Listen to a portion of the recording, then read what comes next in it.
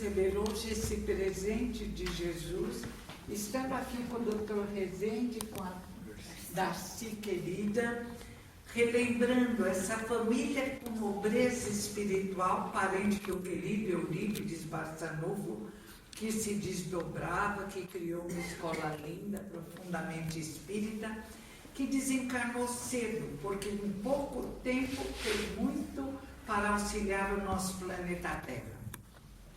Eu ia falar especificamente sobre educação, mas sentindo amor ao meu querido pai, eu vou falar sobre José Herculano Pires, vida e obra. Sempre eu quero falar sobre a vida, ele corta. Primeira vez que eu brinco tijolinho, mas eu sinto às vezes. A primeira vez que eu comecei numa homenagem ao pai falar, eu vi como uma voz: vai para a obra, divulga o espiritismo. A minha vida eu já fiz o que tinha que fazer, vá para a obra. Mas eu insisto, porque a vida, a pessoa também é linda, o ser humano, de mãos dadas com a minha querida mãe Virgínia, que recebeu até uma homenagem em Portugal. De Virgínia eu vou contar só um fato rápido. Herculano, quando desencarnou, veio e deu uma mensagem em forma de poesia por um médium que estava se desenvolvendo. E ele diz assim: Virgínia, mais esposa do que esposo fui. Por quê? Porque ele chegava, colocava ordenado na mão da minha mãe, porque ele dizia que ela fazia milagre, que o dinheiro crescia. E ela, além da família, meu avô ficou viúvo, morávamos. Meu avô veio morar conosco com 6 filhos. Era uma família feliz.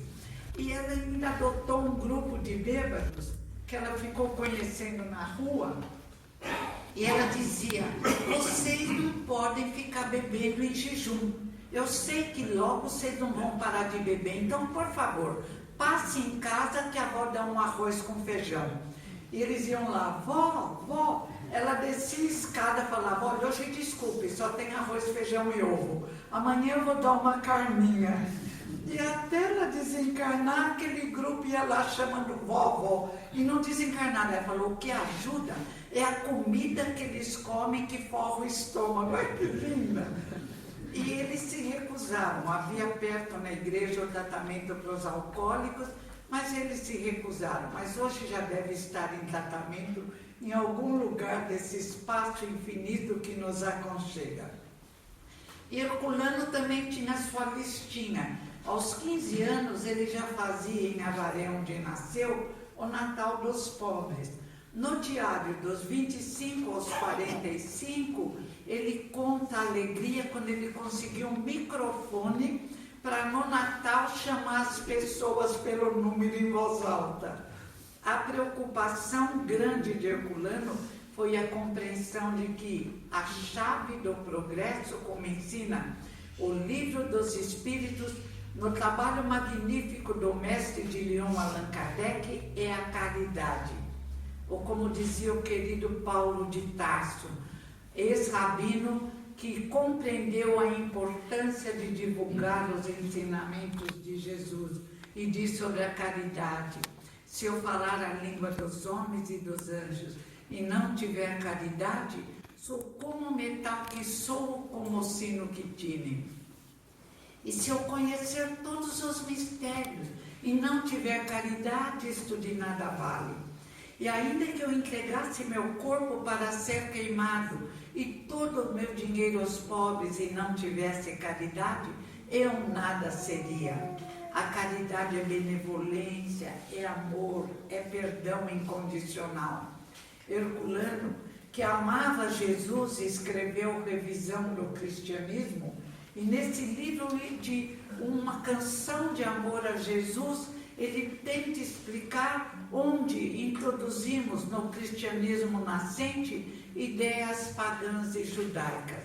A marcha estávamos lá em todos os erros e acertos da criação e divulgação da Igreja Católica, que auxiliou a tantos que quiseram evoluir, que produziu numa época distante o querido São Francisco de Assis, mas precisávamos de mais, devido à nossa fragilidade emocional, devido à nossa Esse é o nosso excesso de orgulho e de egoísmo. Não compreendemos o Cristo porque não o praticamos. E ele disse que enviaria o Paráclito, o Consolador, e enviou o Espiritismo. No livro Espírito e o Tempo, considerado um dos livros do século, Herculano estuda o crescimento, o aparecimento da doutrina libertadora, que nos liberta principalmente de nós mesmos, porque nós somos os mais necessitados. Tentamos empurrar a culpa dos nossos erros para os obsessores, esquecidos de que nunca se sabe quem é o obsessor, quem é o obsedado. Na realidade, é uma simbiose, uma ligação nossa com aqueles que pensam como nós mesmos. E no estudo do nosso crescimento através do tempo, ele fala sobre o horizonte primitivo, onde já entrávamos em contato com o mundo espiritual. Cito o querido Ernesto Bozano no livro Manifestações Supranormais entre os Primitivos. E recorremos então ao livro do grande italiano Ernesto Bozano, onde ele conta que já no horizonte primitivo as comunicações ocorriam como as comunicações atuais. Mãos se materializavam, os primitivos sabiam do ectoplasma que chamavam de mana ou orenda, sabiam que o médium de efeitos físicos devia ficar numa cabana protegido da luz, para que as comunicações ocorressem até mesmo ao entardecer fora da cabana. No livro dos médiuns, o mestre de Lyon, Allan Kardec, faz uma explicação do fenômeno mediúnico. E nos lembra que, no sentido geral, todos somos médiuns, porque médium é todo aquele que, de alguma forma, entra em contato com o mundo espiritual. E nenhum de nós, como explica o mestre de Lyon Kardec, assessorado pela equipe do Espírito da Verdade, ninguém mais teve tal assessoria. Só Descartes sonhou, o grande filósofo, 3 vezes com o Espírito da Verdade, que orientava Kardec em todos os instantes desse magnífico trabalho por ele realizado. Médium é todo aquele que entra em contato com o mundo espiritual, e a telepatia, nossa emissão mental, permite em todos os instantes de nossa vida estarmos nos relacionando com encarnados e desencarnados, e de acordo com o teor dos nossos pensamentos, entramos em contato com as luzes que nos auxiliam a crescermos espiritualmente, ou mergulhados no egoísmo, no orgulho, nas paixões inferiores, nos ligamos às sombras, companheiros de erros e acertos do passado, e nos perturbamos e os perturbamos. Entramos num processo que chamamos obsessão, cuja consequência pode ser terrível, mas felizmente o Consolador prometido cuida para que possamos, na orientação ou na desobsessão, nos libertarmos e libertarmos as entidades necessitadas com as quais nos ligamos, porque eles também anseiam por mergulharem na paz, no esquecimento dos processos difíceis em que entraram, muitas vezes pelos desejos de vingança, porque Jesus de Nazaré, o mestre dos mestres, o modelo de homem ideal, o nosso irmão mais velho nos ensinou: ninguém pode atirar a primeira pedra, porque todos nós erramos no passado, tanto quanto todos nós, como diz o mestre de Nazaré, somos deuses e somos luzes, somos o sal da terra, e vamos transformar o nosso querido planeta num mundo de paz, de justiça e de amor. Em Revisão do Cristianismo, Herculano mostra onde exatamente colocamos os mitos agrários transformando a doutrina racional de Jesus de Nazaré, muitas vezes num conjunto de mistura de mitos agrários, mitos gregos, ideias pagãs, ideias judaicas. Mas era o que podíamos fazer na época. Fomos amadurecendo através do horizonte profético, dos profetas bíblicos tão importantes, e através desse amadurecimento entre o povo hebreu. Na época, o povo mais adiantado moralmente, graças à crença num Deus única, imposta pelo médium Moisés. Moisés andava no deserto com um grupo de médiuns. Está na Bíblia, tradução de Figueiredo. Fazia reuniões mediúnicas, nas quais Yahvé se comunicava, Velho Testamento, Bíblia, e Yahvé se comunicava palavras da Bíblia numa nuvem de fumaça, numa nuvem de ectoplasma, ou mesmo mane e orenda, que intuitivamente os primitivos conheciam. O mesmo fenômeno mediúnico que permitia que os grandes templos, através dos médiuns, trouxessem comunicações do mundo espiritual. Se todos são médiuns no sentido mais dilatado da palavra, existe aqueles que se prepararam para a tarefa mediúnica. Médiuns especiais. Não existem indivíduos melhores ou piores. Os médiuns já não devem ser reverenciados como no horizonte profético, quando estendíamos alegoricamente tapetes vermelhos e os considerávamos sagrados. Não. Médiuns com tarefa mediúnica, pessoas que trabalham na recepção da casa, pessoas que fazem os trabalhos gerais, todos somos apenas alunos no planeta Terra. Todos, nem existe o maior ou menor, só é grande aquele que ama o próximo como a si mesmo. Só é grande aquele que segue os ensinamentos de Jesus de Nazaré. Só é grande como Chico Xavier quem se sabe pequeno. Porque Chico dizia, eu sou um cisco. E se Chico é um cisco, a maioria de nós, inclusive eu, somos cisco dos ciscos, que estamos aprendendo a arte de bem viver.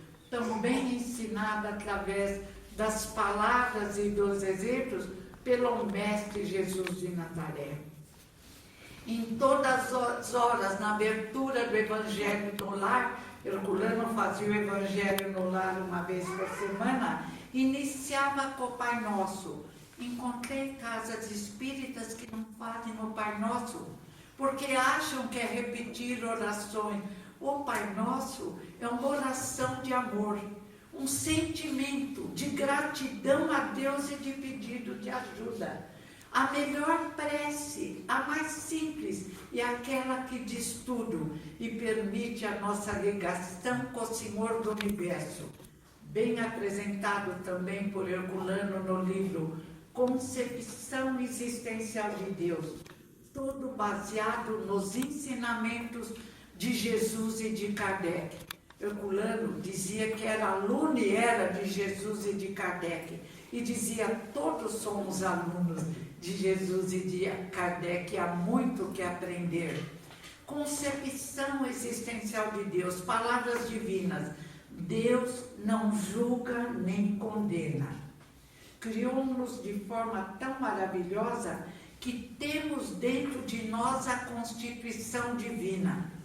Quem se julga quando, na vida diária de encarnados ou desencarnados, refletimos sobre o nosso modo de agir? Somos nós mesmos que nos julgamos. Inflexíveis, rígidos, julgamos-nos às vezes quando amadurecemos com muita severidade. Tememos o julgamento de Deus, mas Jesus nos ensinou que Deus é o Pai amoroso da parábola do filho pródigo, que sabe das nossas necessidades e ignorância, que recebe-nos com os braços abertos, por mais que tenhamos errado. Nós não conseguimos nos perdoar. Na história de Ciro, mais tarde reencarnado como Jesus Gonçalves em Pirapitingui, ele se julga e pede uma reencarnação depois de várias outras, ele que for um guerreiro terrível, que envenenaram um amigo para ficar com a mulher amada, ele pede uma reencarnação como sacerdote, porque ele tinha um sacerdote que ele muito admirava e achou que a batina o livraria dos perigos e seduções da terra. Não adiantou. Novamente ele errou. Livros, um de Amilcar Del Chiaro e outros de Célia Xavier, médiuns com muita credibilidade. Amilcar era um médium intuitivo. Célia é um médium que psicografa. Ele pede para nascer como sacerdote e novamente erra. Aí, parado, ele começa numa das desencarnações a analisar sua vida e pede a Deus limites para que não erre mais. E pede a Deus, numa época difícil, quando a túnica de chagas fazia o indivíduo ser desconsiderado como cidadão, ele pede para nascer com a túnica de chagas, para se corrigir de seus erros.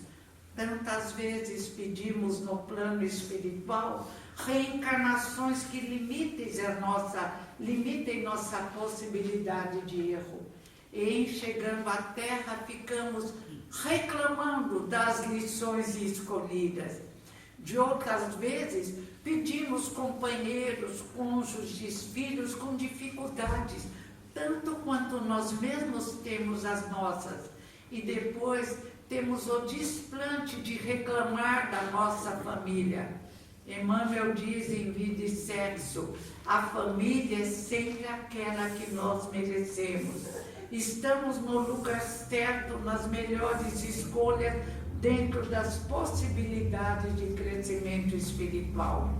Ciro nasce uma túnica de lepras que vai impedi-lo de cometer muitos erros, mas fica revoltado quando fica leproso. Começa uma vida de reclamação em Pirapitingui, em São Paulo, no interior de São Paulo. Mas felizmente ninguém fica abandonado. Estamos mergulhados na energia cósmica universal. Entre aspas, no pensamento de Deus, alegoricamente falando, diz André Luiz, Deus participa da nossa vida, vela por nós.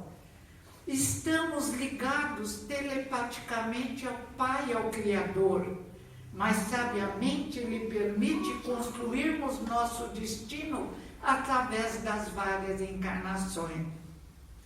O céu e o inferno terrível que criamos, estávamos lá, crianças pequenas fazendo criações assustadoras. Criamos um inferno onde os pecadores, pelo erro de 60, 80, 100 anos, ficariam pela eternidade em caldeirões ferventes. E os anjos de luz ficariam felizes ao destamparem os caldeirões e verem seus irmãos que erraram sofrendo pela eternidade. Crianças tolas, tentando se corrigir através de castigo imaginário. Tanto quanto o bicho-papão não assustou crianças, o nosso inferno eterno também não assustou. E aí criamos pior, obsessores, que substituiriam os espíritos necessitados.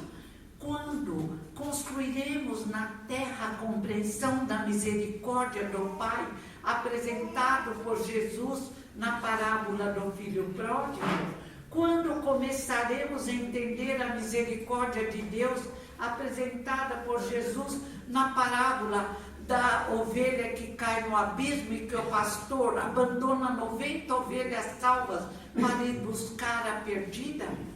Quando entenderemos a misericórdia de Deus na parábola apresentada, na parábola do festim de núpcias, na parábola da porta estreita, Jesus exemplificou e pregou o Deus de amor, o Deus de perdão incondicional, o Deus de misericórdia. Nós continuamos apegados ao Yahvé, que era aquele que nós compreendíamos na época, o Deus que expulsou Adão e Eva do paraíso perdido, apenas uma alegoria que expressa mais as nossas necessidades interiores, a nossa incompreensão de que só o amor educa, só o amor constrói. O Consolador prometido traz essa libertação. Espíritas, outro dia encontrei um amigo que disse, não, é preciso sofrer para evoluir. Eu lembro que quando eu era criança eu sentia dor nas pernas e foi assim que eu cresci. O sofrimento é um despertar também, mas muitas vezes chamamos sofrimentos males que nós mesmos criamos. Gênese de Kardec, o bem ou mal. Alguns males visam desenvolver o planeta e permitir o crescimento do indivíduo, até os nossos neurônios do corpo físico cresce ao impacto do pensamento de resolver algumas dificuldades, controlar o clima, os terremotos, mas a maioria dos males é a criação do homem, diz a Gênese, no trabalho magnífico de Kardec, com assessoria da equipe do Espírito da Verdade. Kardec é a nossa bússola, o nosso crivo, por seu trabalho pessoal e pela assessoria que teve. Criamos orfandade, aumentamos as injustiças sociais, criamos a deseducação em vez de educação. Mesmo na casa espírita, muitas vezes analisamos a pessoa pelos títulos que tem, pela roupa que ela veste. Não compreendemos ainda Jesus de Nazaré, que escolheu homens de bem. Diz Augusto Cury que não acreditava em Jesus e foi estudá-lo. E viu que Jesus escolheu um grupo simples, ignorante, mas com boa intenção e fé.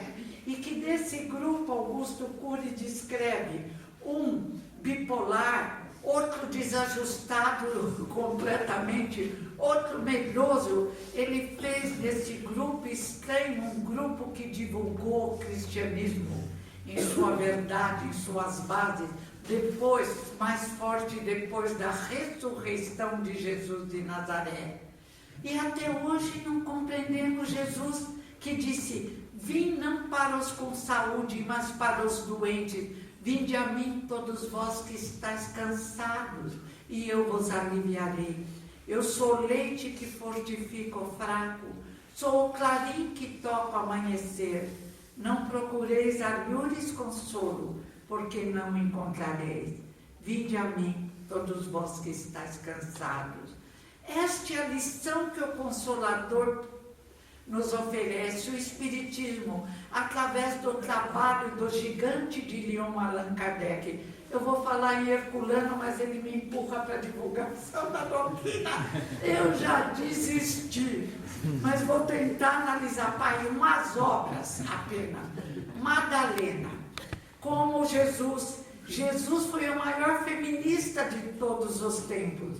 Na época em que a mulher era considerada ignorante, a mulher romana tinha liberdade para agir errado, a mulher judia era considerada inferior, nem podia sentar com o marido na hora da alimentação. A mulher judia era considerada impura em várias fases do mês. Nessa época, Jesus estendeu os braços à mulher. Recebeu Joana, não sei se é de Cusa ou Chusa, eu vi no Netflix, falavam Chusa, não importa o nome do homem. Ela foi reclamar do marido, ele aconselhou a ter paciência com o marido, mas conversava com as mulheres da mesma forma que conversava com os homens. Recebeu Maria Magdala como sua discípula, e foi para ela que ele apareceu após a ressurreição. Amava profundamente sua mãe Maria. Sentava-se ao lado das mulheres na hora das refeições. Quando Marta e Maria, duas mulheres judias, Marta vai reclamar dos trabalhos, exigindo que Maria participe dos trabalhos domésticos, Jesus acalma. Marta, Marta, Maria escolheu a melhor parte, a que não lhe será tirada. E ainda tentamos abafar com a poeira densa da ignorância a participação das mulheres na vida de Jesus. Como apagamos a contribuição de uma pintora e de outras que estão sendo agora reconhecidas pela importância na história, Artemísia, uma pintora magnífica. Apagamos durante séculos, agora que ela vai renascendo nas cinzas. E se as mulheres na vida de Jesus já brilham internamente, até contribuindo economicamente para a divulgação do cristianismo, imagine quão importantes foram nessa divulgação. Herculano escreve um livro sobre Madalena, e ele diz assim, vem no encontro de Maria com Jesus. Maria diz a Jesus: Senhor, obrigada. Nunca antes um homem olhou não o meu corpo, mas o meu espírito. O Senhor mergulhou nos meus olhos, mestre, e me fez compreender que eu estava errada. Eu tentava a felicidade através da aparente liberdade das gregas e das romanas. Mas não havia liberdade na vida delas, havia escravidão, Senhor. Entendi agora que existe a razão humana e a razão divina. A razão humana nos mergulha no barro da terra. Ficamos apenas interessadas nos corpos físicos.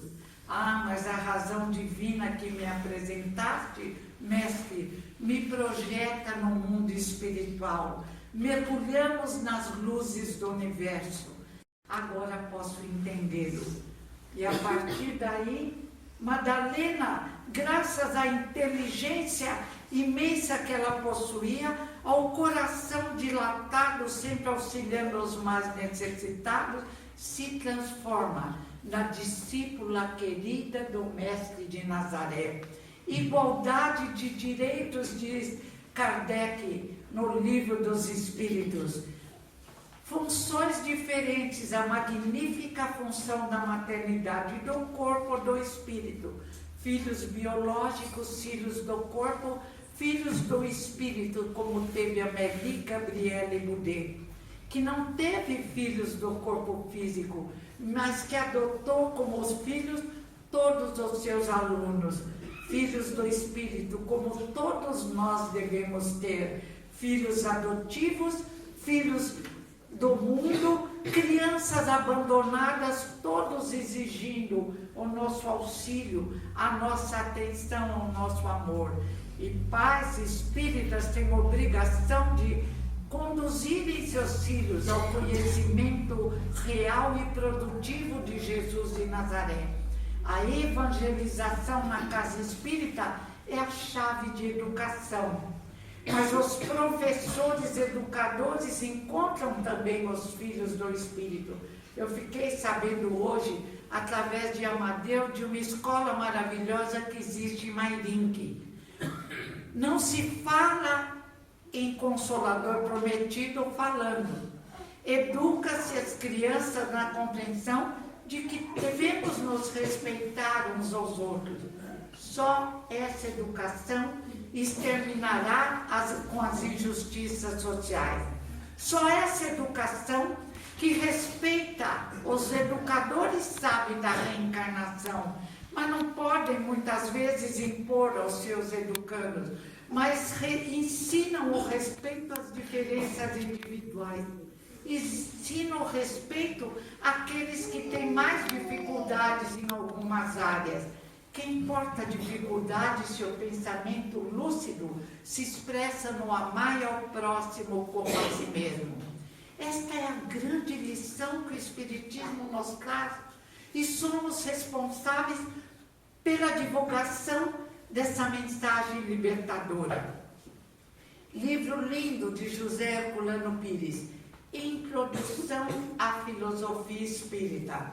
Um capítulo, Fideísmo Crítico, Fé e Razão existe no psiquismo de todos os indivíduos. Fazem parte da nossa constituição psíquica.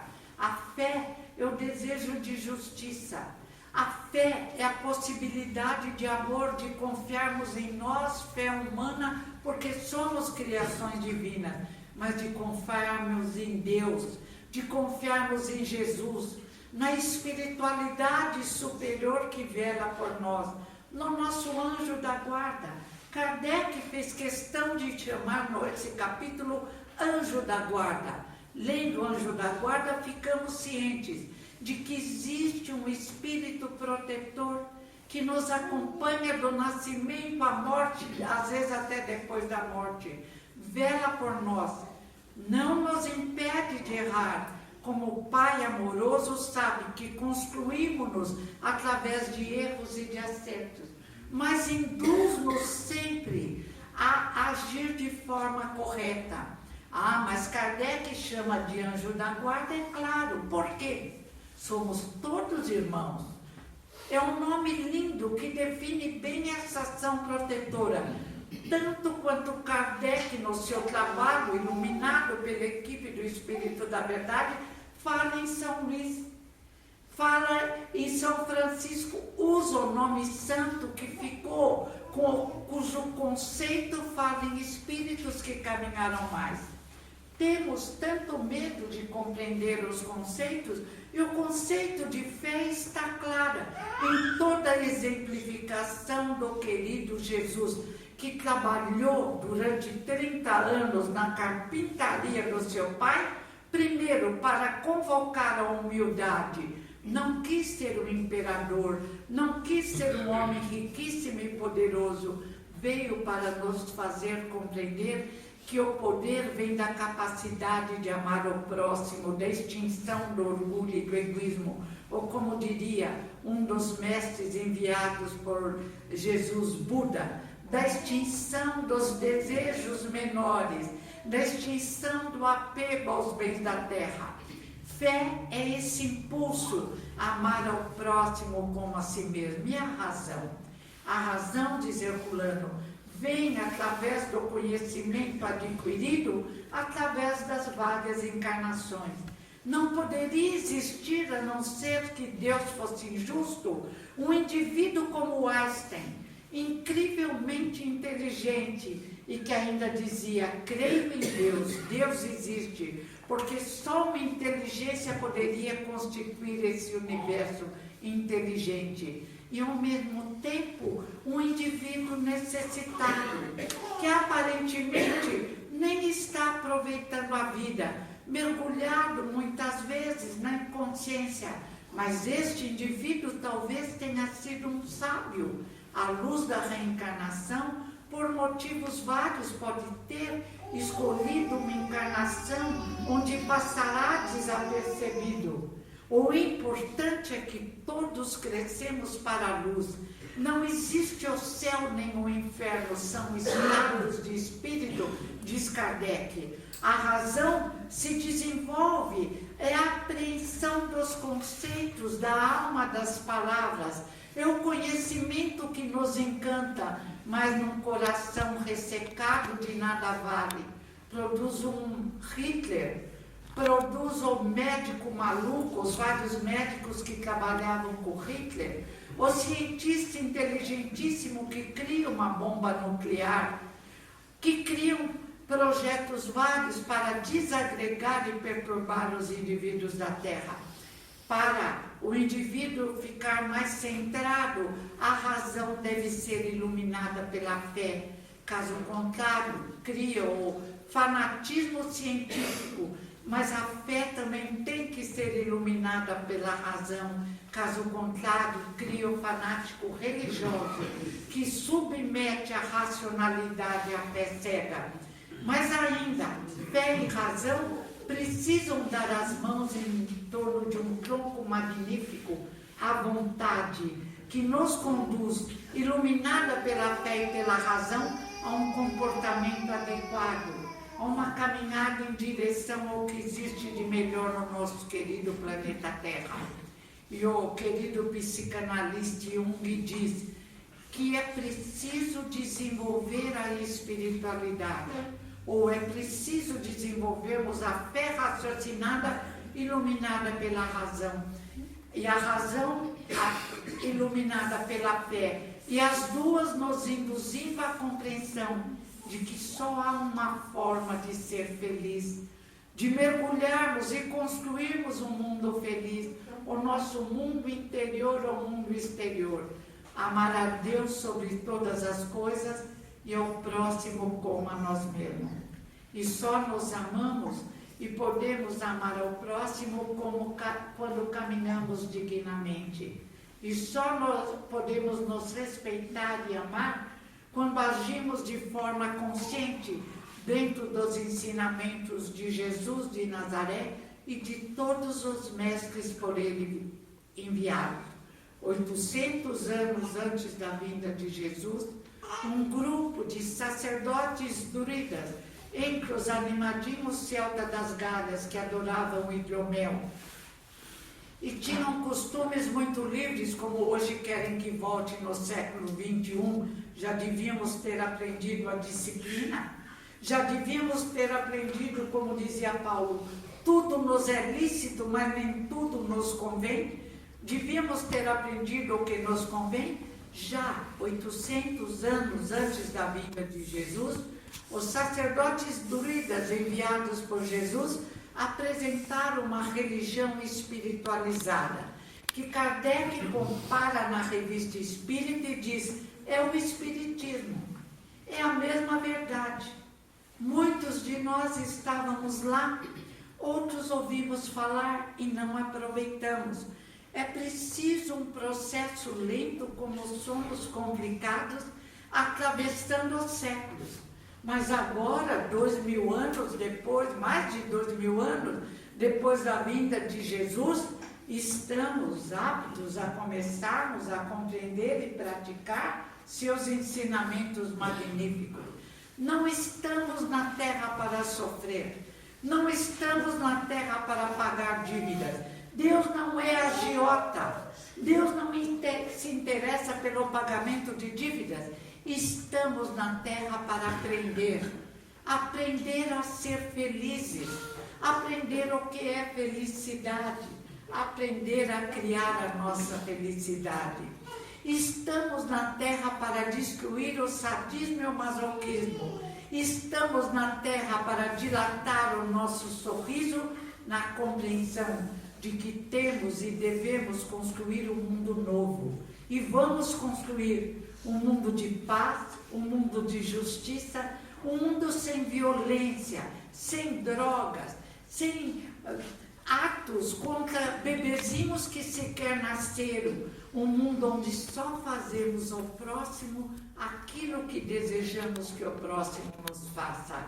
Esta é a grande lição que está sendo nos dada através de reencarnações preciosas e que teimamos em não compreender, porque todos achamos que a felicidade é um mergulho nos prazeres transitórios e muitas vezes inadequados do planeta Terra.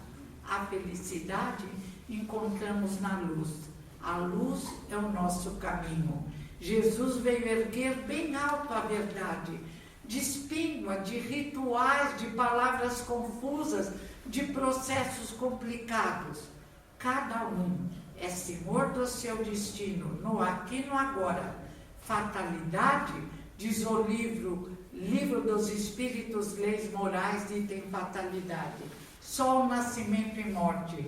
Estamos aqui para criar agora nosso destino. Existe um planejamento que pode ser mudado.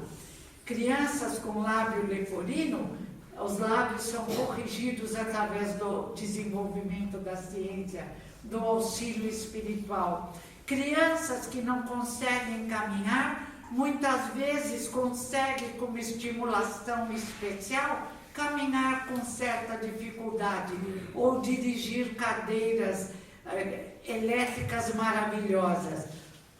A ciência caminha no sentido de libertação de doenças, de problemas vários. Mas quando caminharemos no sentido de nos libertarmos dos sofrimentos pela moral inadequada. E existe uma turma necessitada pela qual devemos orar, que ainda quer criar cartilhas para que voltemos à barbárie, para que voltemos a tempos já superados. Mas a luz de Jesus nos mostra, e o grande número, um exército de luzes, de ONGs preciosas e honestas, do trabalho assistencial espírita, do trabalho da divulgação do serviço de Jesus de Nazaré, nos convida à prática do amor. Somos construtores de um mundo novo. O mundo novo está aí. Depende de nós que ele se implante com toda a luz e força na terra. Obrigada.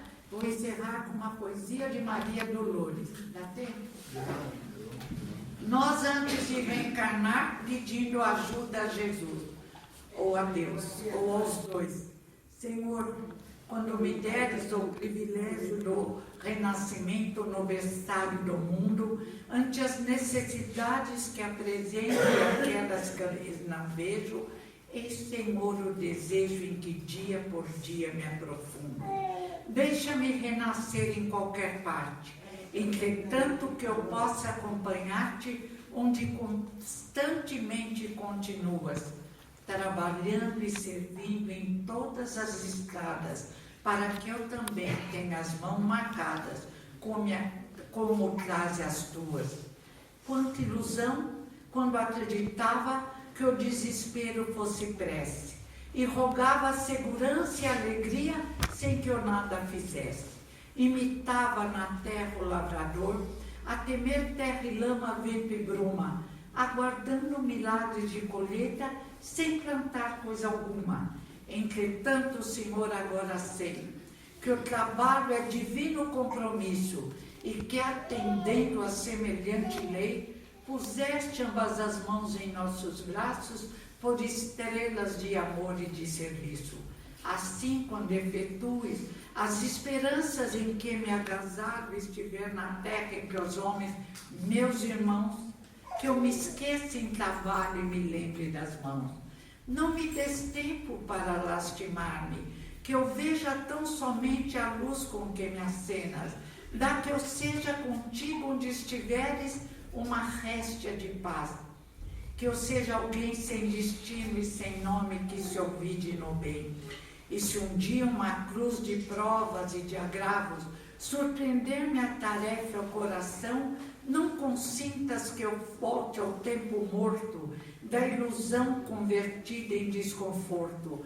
Dá-me os calos da paz nas tarefas do bem, a servir e servir sem perguntar a quem. Ouve, celeste amigo, aspiro estar contigo longe de minhas horas desregradas, onde sempre estiveste e sempre continuas, plantando amor em todas as estradas, para que eu também tenha mãos marcadas como as tuas.